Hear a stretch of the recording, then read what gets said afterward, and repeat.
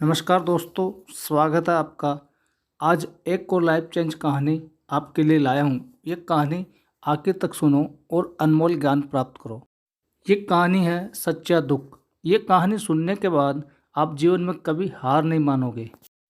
एक बार की बात है, सब्बल नाम का एक लड़का एक नगर में रहता था। वह अपने जीवन से बहुत निराश था। उसकी निराशा का कारण यह था, वह अब तक अपने जीवन में कुछ भी नहीं कर रहा था। उसके माता पिता उसे ताने मारते थे कि आपके सभी मित्र कुछ न कुछ कर रहे हैं, लेकिन आप अभी भी घर पर बैठे हैं। दोस्तों के बीच भी अक्सर उसका मजाक उड़ाया जाता था। वह कहीं जाता तो लोग उससे पूछते थे कि आप क्या कर रहे हैं। उसे यह बताने में भी शर्म आ रही थी कि वह कुछ नहीं कर रहा है। धीरे धीरे उसने रिश्तेदारों से मिलना जुलना कम कर दिया और लोगों से मिलना भी बंद कर दिया। वह ज़्यादातर समय घर पर ही रहता। वह अकेला रहता और भगवान को कोसता रहता और अपनी किस्मत को दोष देता। अब उसे अपना जीवन बोझ लगने लगा। कभी कभी वह सोचता कि कब वह कुछ करने के योग्य बनेगा, और फिर वह सोचता कि जिंदा रहने से अच्छा है मर जाना ठीक। एक दिन वह अपने नगर की एक गली से गुजर रहा था। तभी उसने देखा कि एक गुरु दुख और परेशानियों पर उपदेश दे रहे हैं। वह भी उसी भीड़ में सबसे पीछे बैठ गया और गुरु के प्रवचन सुनने लगा। गुरु कह रहे थे कि दुख एक शिक्षक की तरह है जो हमें जीवन की सच्चाई दिखाता है और हमें जीने का सही तरीका सिखाता है। आप चाहे तो ज़िंदगी जीना भी सीख सकते हैं। आप चाहे तो कुछ भी हासिल कर सकते हैं, और अगर चाहो तो एक कोने में बैठकर रो सकते हो। इन सभी बातों को सबल ध्यान से सुन रहा था, लेकिन उपदेश की यह बातें पसंद नहीं आई। उसने खड़े होकर कहा कि कुछ भी सिखाने से दुख दूर नहीं होता है, इसमें केवल दर्द होता है। दुख की पीड़ा अनंत है। ऐसा लगता है कि इसके बाद कुछ होने वाला नहीं है। इससे कुछ भी फर्क नहीं पड़ता। इसके सामने तो मौत भी छोटी लगती है। तब गुरु ने कहा, वत्स, तुम्हारा दुख क्या है? सबल ने उनके सामने अपनी सारी व्यथा सुनाई और गुरु से पूछा कि मेरे इन दुखों का कोई उपाय है तुम्हारे पास? यह सुनकर गुरु मुस्कुराए और बोले, तुम उस दिन मेरे पास आना जब आपके जीवन में वास्तविक दुख आए। मैं आपकी समस्या का समाधान अवश्य करूंगा। ये कहकर गुरु वहाँ से चले गए। सबल ने सोचा, क्या यह मेरा दुख नहीं है तो क्या है? मैं जिस दर्द से गुजर रहा हूँ वह असली दुख नहीं है क्या? मेरा दुख कोई नहीं समझ सकता। जब माँ बाप नहीं समझते तो भला गुरु क्या समझेंगे? अपने दुखों से व्यतीत होकर सबल ने एक फैसला लिया कि अब वह कुछ करेगा। सबल ने एक छोटा सा व्यवसाय शुरू किया, पर उसे सफलता नहीं मिल रही थी। लेकिन उसके घर वाले खुश थे कि वह कोशिश कर रहा है। वह अपने व्यवसाय में लगा रहा और धीरे धीरे उन्हें सफलता मिलने लगी। फिर उसने रफ्तार पकड़ी और केवल 3 साल के अंदर ही वह एक बड़ा बिजनेसमैन बन गया। अब सबल के आसपास ऐसे कई लोग होते थे जो उसकी परवाह करते थे, जो उसे प्यार करते थे। अब उनके परिवार के सदस्य भी उसकी तारीफ करते थकते नहीं थे। दिन ब दिन उसके मित्रों की संख्या बढ़ती जा रही थी। अब वह अपनी ज़िंदगी से बहुत खुश था। उसके कुछ दोस्तों ने उसको सलाह दी कि जब तुम एक बड़ा बिजनेसमैन बनकर बहुत खुश हो तो सोचिए आपको कितनी खुशी होगी अगर आप इस शहर और इस राज्य के सबसे बड़े बिजनेसमैन बन जाते। तो कितने लोग आपसे जुड़ना चाहेंगे, आपकी कितनी बड़ी प्रसिद्धि होगी, और स्वयं राजा भी आपसे दोस्ती करना चाहेंगे और ज़रूरत पड़ने पर आपसे पैसे भी उधार लेंगे। दोस्तों की यह बात सबल के मन में बैठ गई। अब वह और पैसे कमाने की कोशिश करने लगा, लेकिन उसे यह सब बहुत ही जल्दी चाहिए था। वह समय बर्बाद नहीं करना चाहता था। वह अधिकांश समय इन चीज़ों को प्राप्त करने में लगाने लगा। इसलिए वह ऐसे काम करने लगा जो सही नहीं थे, और उसने पैसे उधार लेना शुरू कर दिया। उसके दोस्तों से पैसे की मात्रा और अधिक मुनाफा कमाने के लालच में वह अपने माल में मिलावट करने लगा। उसने अन्य व्यापारियों के खिलाफ भी साजिश रची और उन्हें डराया धमकाया। जैसा उसके दोस्त कहते थे वैसा ही करता था। वह इन तरीकों से ज़्यादा पैसा कमा रहा था, पर अब उसके जीवन में पहले जैसा चैन नहीं था। उसके मन की शांति गायब हो गई थी। वह रात को सो नहीं पाता था। वह विचारों में रहता था। वह सब कुछ पाकर भी उसे किसी चीज़ में सुख नहीं मिल रहा था।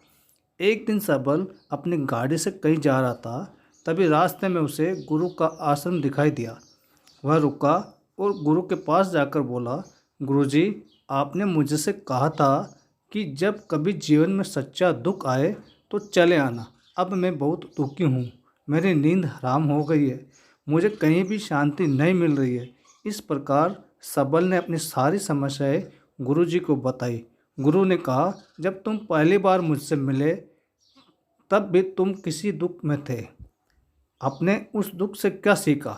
सबल ने कहा कि सिर्फ सोचने और चिंता करने से कुछ नहीं होता। अपनी दृष्टि को सच करने के लिए मेहनत भी जरूरी है, और सिर्फ मेहनत करने से कुछ नहीं होता, परिणाम भी मिलना चाहिए। जब आपको लगे कि आपका लक्ष्य हासिल नहीं होने वाला है, तब राह में चाहे कितनी भी मुश्किलें आ जाए, मन कितना भी निराश क्यों ना हो, अब कुछ नहीं होने वाला है, तब खुद आत्मविश्वास करे, मैं जो भी कर रहा हूँ उसमें अवश्य सफल होऊंगा। लोग केवल सफल लोगों का सम्मान करते हैं। कोई कितना भी अच्छा क्यों ना हो, वह हमेशा लोगों की नज़रों में बोझ बने रहते हैं। यह सब सुनकर गुरुजी मुस्कराए और बोले, यह वास्तविक दुख नहीं है। अपने जीवन में वास्तविक दुख आए तब मेरे पास आना, मैं उसे ठीक कर दूंगा। सबल ने जाते समय गुरु को सोने के सिक्कों से भरा घड़ा भेंट किया। घड़े को देखकर गुरु ने कहा कि यह मेरे किसी काम का नहीं है। उस पेड़ के नीचे गड्ढा खोदकर गाड़ दो। सबल ने घड़े को पेड़ के नीचे दबा दिया। जैसा कि गुरु ने बताया, उसने वैसा ही किया और वहाँ से चला गया। कुछ दिनों से कारोबार ठीक चल रहा था, लेकिन व्यापार के गलत तरीके के कारण धीरे धीरे उसे व्यापार में घाटा होने लगा।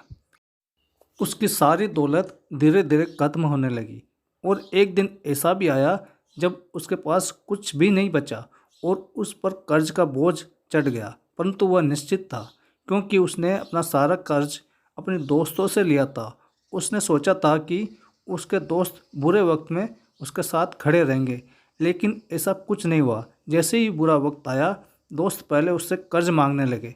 अगर उसने कर्ज नहीं लौटाया तो उन्होंने उसे जान से मारने की धमकी भी दी। उसके सभी शुभचिंतक और प्रियजन उससे दूर हो गए। उसके दोस्त जो उसके साथ मस्ती किया करते थे, अब उससे दूर भाग रहे थे। उसका परिवार उसकी गलतियां और कमियां गिनाने लगा। उसकी सारी संपत्ति नीलाम हो गई और उसके पास कुछ भी नहीं बचा। जब उसने अपने पिता से मदद मांगी तो पिता ने कहा कि मेरे पास थोड़ी सी संपत्ति है, अगर मैं तुम्हें दे दूंगा तो मैं तुम्हारी माँ को क्या कहूँगा? यह संपत्ति हमारा अंतिम सहारा है। सबल के मन में गहरा दुख छा गया। उसके आसपास कोई नहीं था जो उसके दुख को समझ सके। लोगों के इस विश्वासघात के कारण वो अंदर से टूट चुका था। वह सोचने लगा कि अब जीने का कोई मतलब नहीं है, अब मौत ही मेरा सहारा है। वह आत्महत्या करने के लिए पहाड़ी पर जा रहा था, तब उसे याद आया कि उस गुरु ने उसे कहा था, तब मेरे पास आना जब तुम्हारे जीवन में वास्तविक दुख हो। सबल गुरु के पास गया और अपनी सारी व्यथा सुनाई। आंखों में आंसू लिए उसने कहा, हे गुरुदेव, मेरे दुख का निवारण कीजिए। तब गुरु ने कहा कि जब जीवन में असली दुख आए तब मेरे पास आना, मैं इसे ज़रूर ठीक करूँगा। सबल ने कहा कि ये क्या है, मेरी ज़िंदगी में दुख नहीं है तो आखिर में असली दुख क्या है? गुरु ने सबल से कहा कि पहले आप मुझे बताओ कि आपने अपने दुख से क्या सीखा। तब सबल ने कहा कि मैंने वो सीखा जो लोग हमारे जीवन में आते हैं, वह हमारी सफलता व प्रगति के कारण वो हमें धोखा जरूर देंगे, क्योंकि बुरे समय में वे हमारे साथ नहीं खड़े होंगे। वे अच्छे समय में ही हमारा फ़ायदा उठाएंगे और बुरे समय में हमें छोड़ देंगे। उन लोगों पर ही भरोसा करें जो हमारे बुरे समय में हमारे साथ खड़े रहते हैं। लेकिन ऐसे लोग बहुत कम होते हैं, लेकिन जिनके पास है उन्हें उनकी सराहना करनी चाहिए, उनका अपमान नहीं करना चाहिए। कभी भी किसी के खिलाफ साजिश नहीं रचनी चाहिए। अपना काम ईमानदारी और धैर्य से करे और कभी लालची न बने। अपने सारे दुख दर्द और अनुभव बयां करने के बाद सबल गुरु जी के सामने आंखों में आंसू लिए बैठ गया। कुछ देर बाद गुरु उठे और पेड़ के नीचे गड्ढा खोदा और वो घड़ा निकाला जो सोने के सिक्कों से भरा हुआ था। उसने सबल को देखकर कहा, मेरे पास तब आना जब तुम्हारे जीवन में वास्तविक दुख हो। सबल ने अपने गुरु को धन्यवाद दिया और गुरुजी को प्रणाम करके चला गया। उन पैसों से उसने एक छोटा सा व्यवसाय शुरू किया। अब वह छोटा व्यापारी बनकर भी खुश था। उसने पूरी लगन और ईमानदारी से कारोबार किया और जल्द ही वो अपने शहर का एक बड़ा व्यापारी बन गया। उसका जीवन सुख सुविधाओं से भरा हुआ था, लेकिन कोई कितना भी अच्छा क्यों न हो, लेकिन जीवन में दुख आता है। तो सबल के जीवन में भी दुख आया। उसके माता पिता की मृत्यु हो गई। वो दोनों एक ही दिन मर गए। सबल अपने माता पिता से बहुत प्यार करता था, इसलिए उनके निधन से उसे गहरा सदमा लगा। अंतिम संस्कार किया गया। उसने अपने माता पिता का शव जलते हुए देखा तो उसका मन बेचैन हो उठा। उसके मन में कई सवाल उठने लगे। वह घर वापस आ गया। उसने अपने माता पिता के घर और संपत्ति को देखा, जिसके लिए उसके पिता हमेशा लड़ते रहे। आज वो खाली पड़ा है। जिन्होंने इसकी देखभाल की, इसके लिए लड़ने वाले इस दुनिया से चले गए। उसके पिता ने जो कुछ कमाया था वह सब यहीं रह गया। एक दिन पहले तक उसके पिता मारपीट करते थे किसी के साथ उसकी संपत्ति के लिए। आज वो खुद इस दुनिया से चले गए। उसका मन ऐसे अनेक विचारों में भटक रहा था।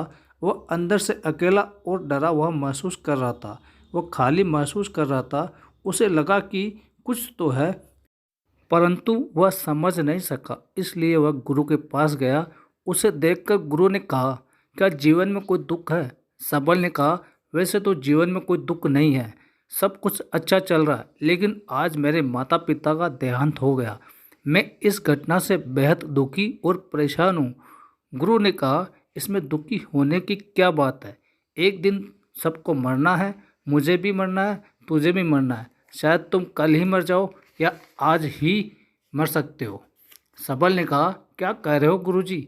मैं भी मर जाऊंगा, लेकिन मैं अभी जवान हूँ। गुरु ने कहा कि सभी जी रहे हैं इसी भ्रम में कि मृत्यु केवल बूढ़ों को आती है, लेकिन ऐसा नहीं है। जवान भी मर जाते हैं, बच्चे भी मर जाते हैं। मौत का उम्र से कोई लेना देना नहीं है, ये सभी को प्रभावित करता है। गुरु की ये बातें सबल के मन में बैठ गई और वह चुपचाप चला गया। लेकिन उसका मन अभी भी बेचैन था। वह खाली महसूस कर रहा था। वह सारा दिन अपने बारे में ही सोचता रहा कि वह कौन है, वह इस दुनिया में क्यों आया है, इस जीवन का लक्ष्य क्या है। ऐसे कई सवाल उसके दिमाग में लगातार उठ रहे थे।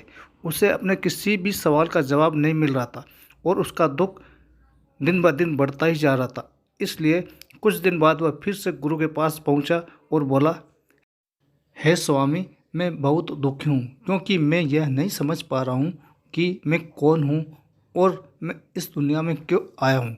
यह सुनकर गुरुजी मुस्कुराए और बोले, आज आपके जीवन में पहली बार सच्चा दुख उत्पन्न हुआ है। यह वास्तव में दुख कहलाने लायक है। हम नहीं जानते कि हम कौन हैं, हम क्यों आए हैं। सबल ने अपने गुरु से कहा कि उसकी दुर्दशा दूर करे। गुरु ने कहा कि हम सभी इंसान हैं, जीवन भर संग्रह करते रहते हैं।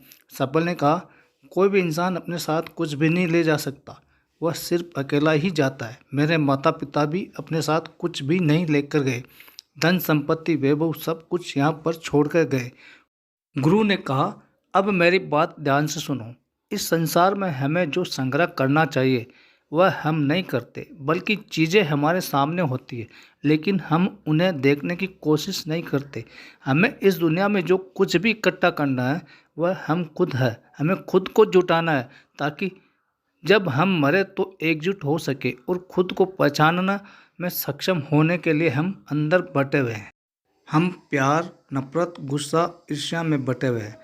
क्रूरता, धन, स्थिति, प्रतिष्ठा, सम्मान, पहचान, धर्म, जाति, सैकड़ों हजारों ऐसी चीज़ें और इच्छाओं में हम विभाजित हैं और टुकड़ों में जीवन जी रहे हैं। इस विभाजन के कारण हमारी चेतना कभी एक नहीं हो सकती।